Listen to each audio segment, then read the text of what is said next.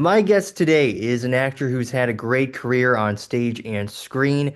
She's worked on many projects over the years and is just an all-around fantastic actor, Sandra Purpuro. Sandra, such an honor to be chatting with you today. And what is super cool is, I remember saying this, I think this was just a couple years ago. You went viral on the internet. The internet just blew up when you reprised your role as Chef Gigi from The Sweet Life on Deck. It was so awesome. I gotta ask, when you just see this outpouring of love from people all over the world, just what did that mean to you? Yeah. Well, Sam, I'll tell you that I'm not really on TikTok, but since that did go viral and I was hip to reading all of the comments from all of the TikTok kids, I was so impressed because I expected some shadiness, some criticalness, but you know what? It was all love all day long, and people just want to talk. They're just friendly and polite. So I was really surprised by that and thrilled, of course. Yeah. That's awesome. You mentioned the comments on the video you posted. I saw that the official accounts from Sonic and Party City even left comments, which is pretty amazing. Yeah. And my daughter's like, wow, there's some people actually commenting here. I don't know if we're going to get free merch or what's going to happen, but this could be good. Yeah, absolutely. It was yeah, really awesome and really Yeah. great to see. Let's get into a bit of your background. Just how did you first get interested in acting, and then what was your experience like at a performing arts school? Well, my mom recognized that I was a true blue God-given dancer. And what clued her in was the rugs in my bedroom needed to replace two times because I was spinning and spinning and spinning with the solid gold dancers who used to be on TV. And I just wanted to dance. So I would follow them and spin around in my room. And when my grades started dropping in junior high school, she recognized this kid is too smart for this. She's hanging with the wrong kids. She's not in her element. I should probably move her to this performing arts high school, move her up to the proper grade, which she was able to do. I wasn't able to have a lunch or a study hall for the next 3 years because I had to kind of gain back those credits when I was like giggling in junior high school with my girlfriends. But yeah, it all worked out that I was able to graduate on time. And my dance teacher took me under her wing. And she said, San, I think we should really go to New York and explore all of the professional dance classes for you. I know you don't really want to go to college per se, but maybe you can go to like an art school, which I ended up doing. It was the American Musical and Dramatic Academy in New York City. And you come out with a little degree, but the truth is that you really just hone your craft. You're in musical theater class all day long. You're in dance classes all day long. And then there's the professional dance classes at Broadway Dance, or my particular teacher was called Phil Black. He was above the Winter Garden Theater on 51st and Broadway. And both me and Jennifer Lopez used to come in from our hometowns to go dance with Phil Black. So, yeah, he was the start of a lot of people's careers. And it was just a great experience. What would you say were the most important things you learned at a performing arts school? Well, that my middle sound was C and that I could laugh because I was very silly. There was a lot of like rhyme, like Tony Mole came out of a hole. Now, I don't know if I've ever spoke like an English woman ever in a role that I've done, but there was a lot of like proper learning. And I'm a Jersey girl. I laugh at it all. I have a great sense of humor. I just like to giggle and make fun of everything. So that portion of it was interesting, but not quite helpful. But the truth of the matter was just being in New York City, Sam, not the school, being in the city, I was like, oh, the backstage is the newspaper where all of the auditions daily are listed for each of us. And I can go to this audition after my classes and oh, Broadway Dance Center, I can take professional dance classes as well as the classes that I'm taking here and be with like the professional dancers in the city. All of those things about being surrounded by New York City were the actual things that helped me get to the next step, which was working, right? All of the auditions got me some jobs. in and outside of New York City, and then again, starring on Broadway was my final hurrah. So I came across this video on YouTube of like this stage show at a certain theme park in Pennsylvania. And it had your name attached, so I need to ask you if this is true or not. Is it true that you performed at Hershey Park back in the day? Hershey Park, Pennsylvania. Yep. Oh my gosh, one of the best experiences. I was telling my daughter just the other day, I was like, honey, I loved my first one of my first jobs. It paid me $300 a week. I did 5 shows a day. And it was in the summer. So it was 100 degrees. When it went over 100, they would actually stop the show, give us some juice, and let us rest until the next show. But you know, that was one of the greatest experiences because I wasn't ready to properly audition the very first year that Hershey had me come in and audition. I didn't have the right character shoes. I didn't know how to pick up steps quickly enough. And by the following year, I was with Phil Black. I was being trained properly. And I was able to learn how to focus on the middle of the body. So I knew what all of the arms and legs were doing at the same time. And I was able to perform so well that I did get cast that second year. It was some of the greatest friendships that I still have to this day. I was 19 years old back then, and my daughter was like $300 a week. I was like, yes. And I was thrilled to be getting paid for what I love to do. So that was wonderful. Yeah, it's awesome. It's awesome. Did you ever have any time to go on any of the rides and whatnot? There's that too. Our show started early and got out early, which was like 2 or 3 o'clock in the afternoon. So me and my roommate, who's still one of my best friends in the whole wide world, we used to get an ice cream and go on the roller coaster every day after work. So we really did enjoy the park. It was fun. Oh, that's sweet. That is sweet. Yeah. I think the show was called Dance Dance 88, I think, according to the title, and had all these brightly colored costumes and everything. There's dancing, singing.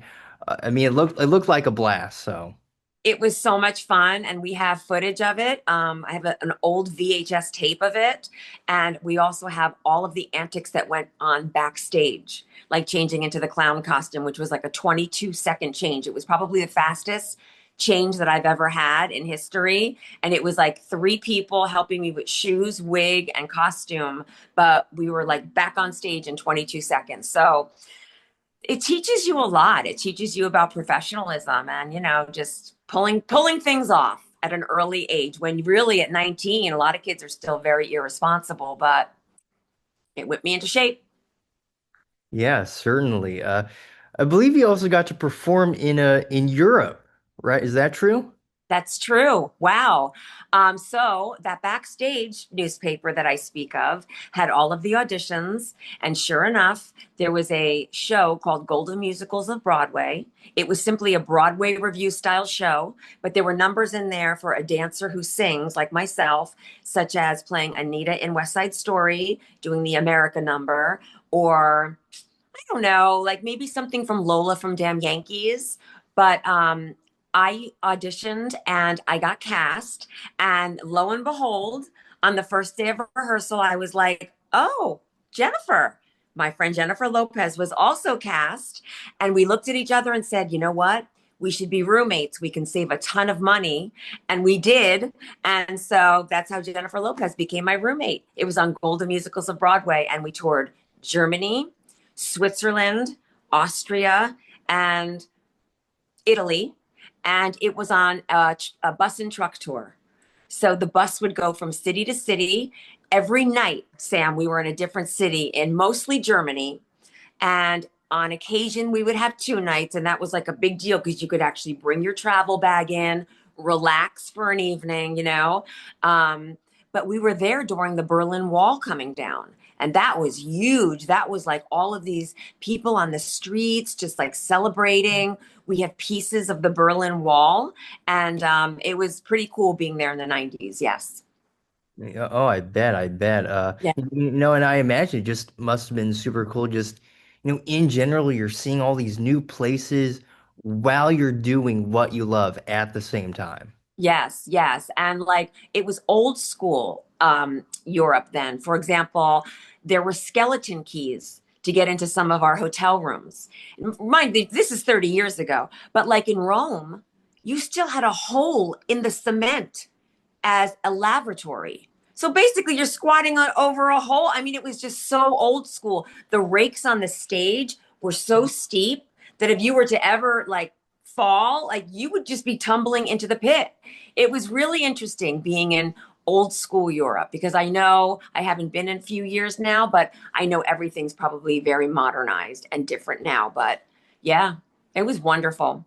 You did this off-Broadway show called Prom Queens Unchained, 1950s musical spoof. What memories do you have from working on that show? Oh, the best memories, right? Again, with the friendships. I feel like when you do theater, it's much, much different than doing a television show because you don't go back to your trailer. You don't go back to your dressing room. You stay in the house and you basically are friends with these people for 8 hours a day. So to rehearse that show, I have some of the best friends in the whole wide world still. And it was off Broadway. We were on Bleecker Street and they had the best, it was like some kind of chocolate cake that I absolutely love, but I would get a piece of this cake like every day. And I remember that specifically. I remember being the tough girl in the show. It was very, very similar to the characters that you might have in Greece. And I, of course, was like the Rizzo of the group. And I was a troublemaker and I was a wise guy, but it was perfect role for me. And yeah, again, my mother was like very disappointed because it was an off-Broadway contract and it wasn't a lot of money. And my mother was like, "Really? You're going to work for this?" And I was like, "Oh, yes. This could be." I'm working with major writers who wrote Broadway shows, and sometimes we do something lesser. And this is it. So it was totally worth my time. And I've got great memories. And I even have a poster of it in my hallway. I have many of my shows in my hallway, but that's one of them because they gave me such great memorabilia of that show, and I've got great memories. And then eventually you did make it to Broadway Yeah, with Grease, which is, which is pretty awesome. yeah. Just, what were you feeling at that time? I mean, you're able to perform on Broadway itself. Just what sort of emotions were you feeling? Excited. I was getting very antsy because you have to remember I was pursuing my career starting with that Hershey Park, Pennsylvania first run where I didn't get cast at 18 years old. And I didn't get my Broadway show till I was 24, which doesn't sound like a big deal. It was 6 years, but when you're young, 6 years is a long time. It's like, oh my gosh, I've been out here, every day working, absolutely working. I'm not saying that I didn't book a job, but I wanted to go into the stage door like I saw the cats do at the Winter Garden at 7:30 at night and get dressed to do their 8 o'clock performance. I was very envious of that. And I once said to my agent, even, when is that going to happen for me? And they said, it's going to happen. And they were confident, and I was not so confident, but I just kept on putting my best foot forward. And sure enough, when the right audition came along for the right Broadway show, they didn't have to see me a million times. I mean, they definitely had callbacks for me, but when they met me and I sang the Rizzo music, they were like, okay, she's definitely an understudy for a Rizzo, but the Rizzo had to be someone of stature, such as a movie person or a soap opera person, right? It couldn't just be like these lead roles in these Broadway shows. That's when it started in the 90s, where people wanted to go to the theater and see people that they recognized from television shows. And there were all of these like 1970s, chips actors coming to Broadway and doing their musical performances. So sure enough, Rosie O'Donnell got cast as Rizzo. I was her first cover. But when they were auditioning me, they were realizing, wait a minute, she's our strongest dancer. She's perfect for cha-cha. So cast her as a principal, cast her as cha-cha. Cha-cha has such a small cameo that only enters the stage for 4 minutes in the second act. But when Rosie couldn't come to the theater, I was her first cover. And Rosie was very generous. She gave me her dressing room. She gave me her dresser. She gave me roses. She would send me roses to my dressing room, and she gave my parents her house seats, which were like $400 a piece at the time, which was like a big deal. So she was a very generous person. And whenever the cast needed something, Rosie always protected us. You know, she would go to the producers and say, "Wait a minute, Sandra's dress is looking a little shabby. Can't it be fixed?" Or someone's wig is off kilter. Can't someone help that? And she was like the protector of the group, right? Being like the older of us, right? If we were 24, she may have been 30 at the time. And yeah, I mean, listen, Sam, we grew up on that movie. So I was like, being cast in Greece was like, it was like the Holy Grail. So it was too exciting for words. And everyone was so proud. And my parents came to the opening night and we had a sparkly party. And Donald Trump happened to be there because his ex wife was on Broadway in a different show. And the Broadway community is a very small community. And we play softball at Central Park together. So we all know each other. And it was just a really exciting time. You know, we've been talking about your stage work. Now let's get into some of your on-screen work. You did a very interesting mockumentary film called a Swimsuit, the movie. It's this spoof of the Sports Illustrated swimsuit magazines and all that stuff. What do you remember from working on that film? Oh, the director was so lovely.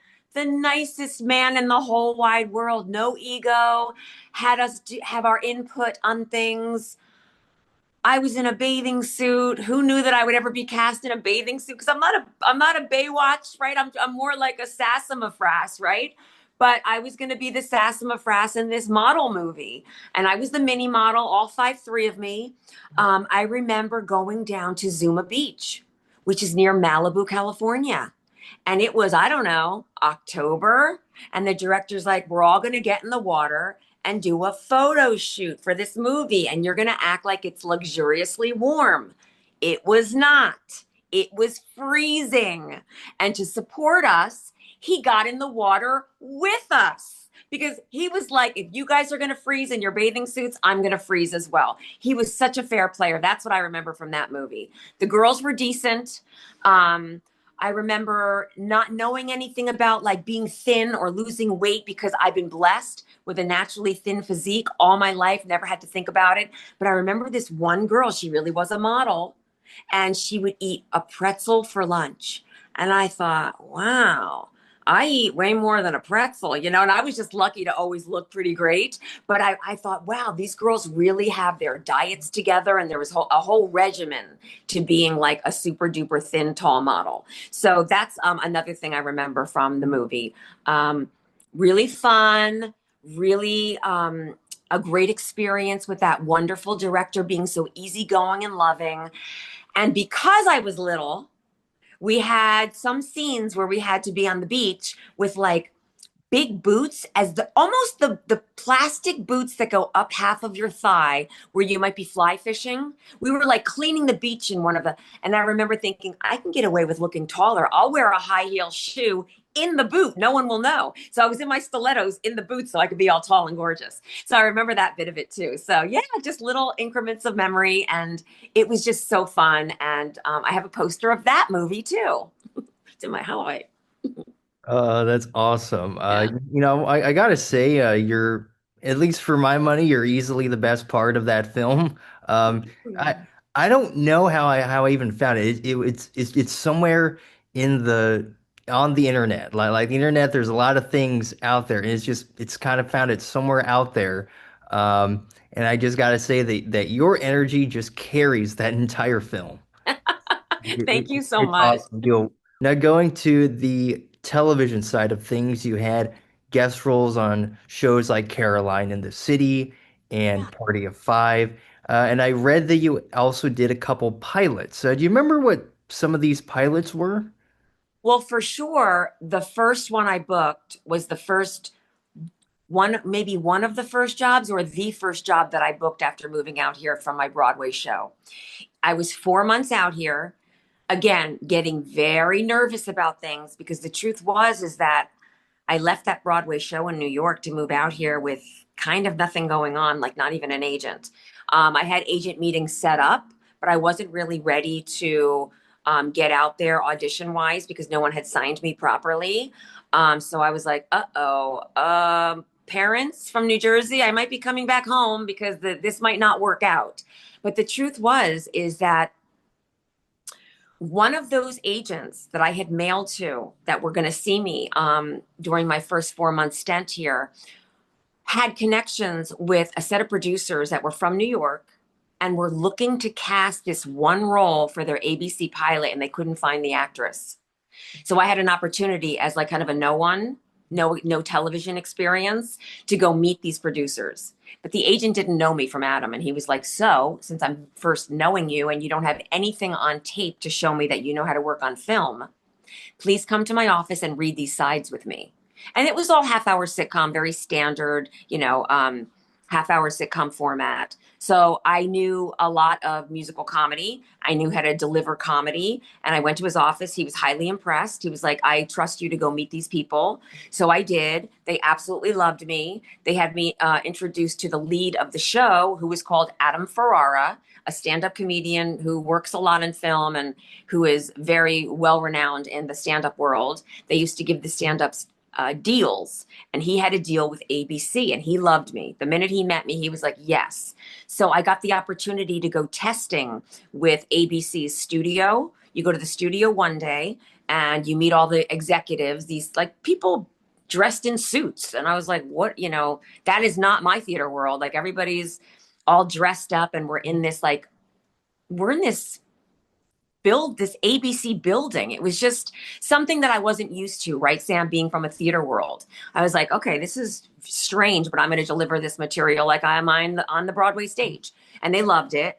And I got invited to test at the network, which was the final step of booking this $20,000 job, which was outrageous pay at the time. Because you have to remember, being a star on Broadway, which I was a principal role in the revival of a show on Broadway. I was only making $1,200 a week. If you were a soap opera star, you were making $4,000 a week. If you were a movie star on Broadway, you were making $30,000 a week. This was back in 1994. So when I moved here and I got this pilot, I was told I was going to be making $20,000 for 10 days of shooting. I was like, oh. So I called my Jersey parents. I'm like, I'm going to be rich. Oh, and it's so easy. But you know what I mean? Like I got to shot the pilot. I realized that it's super nerve wracking. I was probably exactly in the position that I shared with you earlier, like not having the right character shoes, not knowing how to pick up the dance steps. Same idea, Sam. I was really not versed enough to be making I was so nervous about the money they were paying me. I probably somewhere in my psyche thought, am I worth $20,000? You know what I mean? I didn't really believe in myself, and I got through it. But honestly, it was more nerve wracking than anything. I was not having as much fun as I had in my theater career. So I knew then pilot didn't get picked up. It's a very strong credit on my resume. I don't have to move home to my parents because I'm going to get a very strong agent who's now going to get me proper opportunities to go out and audition for guest stars and pilots and series regular roles and whatever else might come my way. I then did all of the training that I really needed to be out here, which was, I swear to you, maybe 50 to 100 student films. So I went to UCLA and USC mostly because those were like the legit film schools here. And yeah, I worked as an actress for them so that I can learn all aspects, even the camera people, even the lighting people, so I could be around the students and learn with them and learn to work on film. And it was really hard to watch myself at first, but then I was like, okay, I got this. It took me a few years, but then I got very, very comfortable. And you make a little niche for yourself. Okay, we can trust Sandra to be the sassafras Jersey girl and cast her as the Italian mob wife. You know what I mean? Like you get kind of typecast. And I was on the list to be in the rooms with Jennifer Esposito and all of these actresses, Debbie Mazar, and to, audition against these people who have nice television careers. So it took a moment, but I'm very determined. I got there.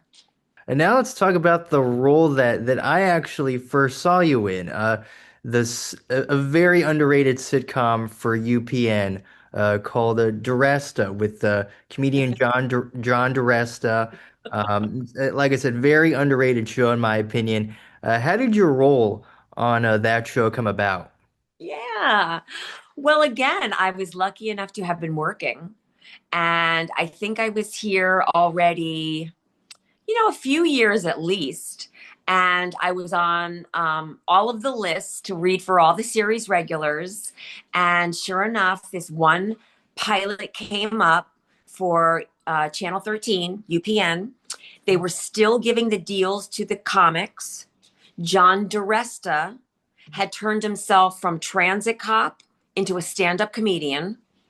UPN gave him a deal and they were looking to cast his show. So it was just normal protocol, have all of the actresses come in. But since it was a New York based show, I was, probably there more than some because I am from the East Coast. So I've got that typical Jersey kind of swagger to me. And then, playing a cop is kind of like a tougher role. And I definitely have that going for me. And then delivering the comedy, right? I had that going for me. So I felt really good at my audition, and it turned into a callback to go test. And when you're testing, it was still nerve wracking for me, even though I've been at it for a few years and I've been on the list and I've been into the network several times now. It was still a small sense of like, wow, this is just a bunch of money. If you think about it, it was like, I could make $500,000 this year. I mean, and do I deserve, like, am I worth that? But again, I'm very headstrong and I put my mind to things and I become very, very focused down. And I did very well at the studio and I did very well at the network. And I got a phone call that I was cast on Duresta. And I remember an official letter from Paramount coming. I still have it. I remember glassware from Tiffany's coming. They brought us champagne glasses to our home. I thought that was a lovely gift. There was some networking that needed to be done. I had never done interviews per se, and it was my first time out there, talking to people about my work. And the studio and the network would come to the read-throughs, and they would come to the tapings. And that was always nerve-wracking for me because I didn't know if they were judging or, as an older person now, I know that I always knew more than them, always. But you always think, well, those people are older than me, right? Those people know better than me. Now that I am of the age that I know that, oh, they actually were just, yes, some of them were creative, some of them were the writers, but most of them were just kind of like the overseers. And I'm glad that I had all of those experiences because it helped me grow not only as an actress, but as a person, right? To know that we can overcome and our minds are stronger than what we might fear. And to work on that show, to do 22 episodes and to have the parking spot at Paramount next to Donald Faison and walk into the studios, to the sound stages to do our work for the day and to work with the same director every single day and to get to know my cast members as well as I did, not as well as theater, right? Because you go back to your dressing room. But, to make friends with Leela Kenzel. We're going to have lunch next week, right? So you stay friends with some of the people. And it was just a fantastic experience because it's the lottery job. It's the one where you make all the money. It's the one where you get the parking space at Paramount and you get invited to all of the bigwig events and you get to be around the other actors who have been working on series forever. And you just get to another level of success in your mind and soul on, oh yeah, actually, I'm making it in Hollywood. This is the definition of, doing well or making it. So yeah, sense of accomplishment for sure. Obviously, you come from a stage background, so you're comfortable performing in front of live audiences. And then, with sitcoms, the multicam ones, it's sort of this, it's a similar thing where you're performing in front of people and it's that whole experience. So I think, for someone like you have that prior experience. I would imagine that's quite helpful. Yes, it is quite helpful. I'm remembering now that we're talking about, I didn't have the memorization down because on my theater jobs for the last 10 years prior to that, I had a lot of time to learn lines. And for this, it was like you have to be a quick study to like learn the lines and go audition tomorrow, or learn the lines and perform maybe in front of the network or the executives at UPN or whatever it was.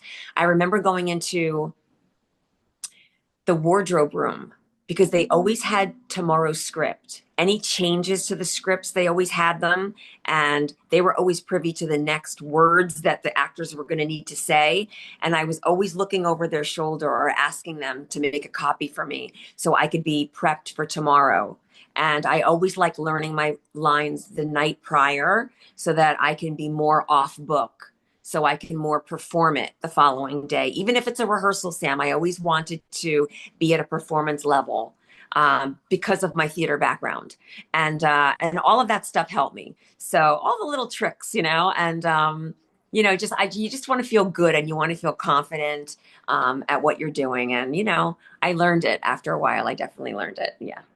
Your role on Oz, the TV show Oz, another notable role that you have, and you play a lawyer on this show. What was your experience like on that? That was interesting, right? I was working on that prison series, playing the lawyer. I remember on occasion I'd have to work with Rita Moreno because she was the nun on the show. So I would tell her during takes, I was like, I've played Anita in West Side a few times. And she's like, she was it's just honestly not as friendly as I thought she should have been. She was almost a bit competitive with me, which was just very odd because we were in two totally different categories at that time. But I remember her specifically, and I remember Lee Turgeson. He was just a wild card. And he was super fun to work with, but like you just never knew what to expect from him. And yeah, I think Chris Mullaney, I had some scenes with Chris Mullaney, and I remember being a little intimidated by him because I thought he was very talented. And I thought he's really interesting. And he was, being the prisoner on the show, he was interesting. So but when we got on set, he was so damn friendly. He's like, "Do you remember me?" And I was like, "No, have we?" He said, "Yes, we have. One of the very first things you shot in 1994 when you moved here was this sitcom," and he named it. Sorry that I'm forgetting the name of it. He was a regular on it and I was a guest star on it. And he probably either looked up my name or happened to remember, but either way, he was the one who said, "We've worked together before." And that immediately took my nerves down. And he was no longer Chris Mullaney, the scary actor who's so interesting and creative. He was more like, "Oh, yes, of course." So I remember those experiences on Oz, and being in New York City. I used to go for the whole season, because maybe I would be invited to shoot 4 or 8 of them for the season. And that was really exciting. And I got to be in New York City. One time we shot in Jersey, or there was a whole season that we shot in a Jersey studio. I remember that specifically. Um, but yeah, I just felt so grateful that I got invited to be on that show. Is really special. Yeah, I still get residual checks. Hey, that's great as well. That's awesome.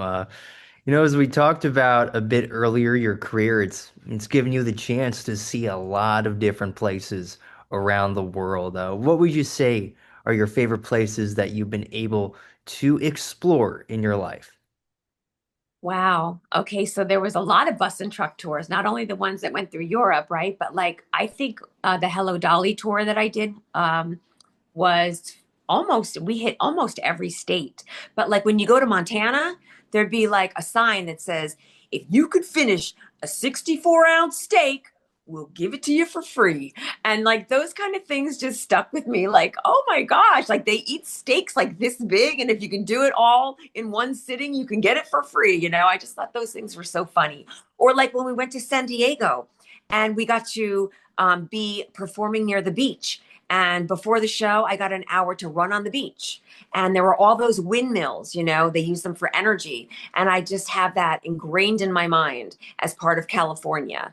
Um, and then again, the friendships. I mean, I still have BJ and I still have Karin in my life. They were my bus mates. And we used to just make sure that we always ate together after the shows and we would exercise together before the shows.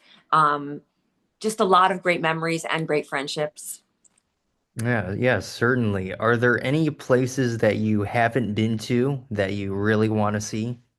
Now that I'm getting older, I'm thinking, why haven't I ever been to Asia? I'm interested in the Asian culture, especially Japan. I've heard so many beautiful things about the cleanliness and how polite everyone is. And I think that would be super fun. So that's on my agenda of places to go. I'm definitely going to go back to Italy with my daughter, hopefully next year with a few cousins of ours who are going to Sicily, where we're from, so that she can see Italy too. I got to visit Rome, Florence, and Venice when I was performing there. But again, that was 30 years ago. So I want to see it through my adult eyes, and I want my child to see it through her 13-year-old eyes. So that's possibly next year's travels. Yeah. Last question here. What is the biggest piece of advice that you have for aspiring actors? Oh, wow. Okay, so you got to get into a great acting class. You learn a lot about yourself and about what it's all about when you're with a really good acting teacher. Next, please be performing in all of the plays in town. There's nothing like learning the scripts and performing them live in front of the audiences. You can train yourself. You can learn a lot about yourself working in live theater. And thirdly, you need to get yourself opportunity, right? Because you can come out here and rot in your apartment. So you've got to make sure you're either on at least the Actors Access website. There's many of them. You can do all of them. You can do Casting Frontier and LA Casting. Those are mostly commercials, but at least Actors Access, where you're submitting yourself daily. And I don't care that the jobs are $300 a day or 150, but you need to get out there and start working on film. Because again, the Broadway dancer needed to take it down, learn how to work on film, and keep working and keep submitting yourself on Actors Access and getting jobs. Things are a little different now, as you know, since COVID. We audition from the house. So I know that a lot of the kids that are younger than me do this better than me, but I had to learn how to light myself, make sure that I knew how to edit the front and back of the video that I was sending in and to send it through one file, and just learn those terms and be responsible for sending in your tapes that look really well lit with great sound quality. Yeah. Yeah, well, that is some fantastic advice, Sandra. And gosh, what else can I say? Thank you so much for letting me have some time to chat with you today. Getting to learn about your different experiences was it was truly amazing. So, thank you so much. Thank you. It was so lovely to reminisce and talk about my career. Thank you, Sam.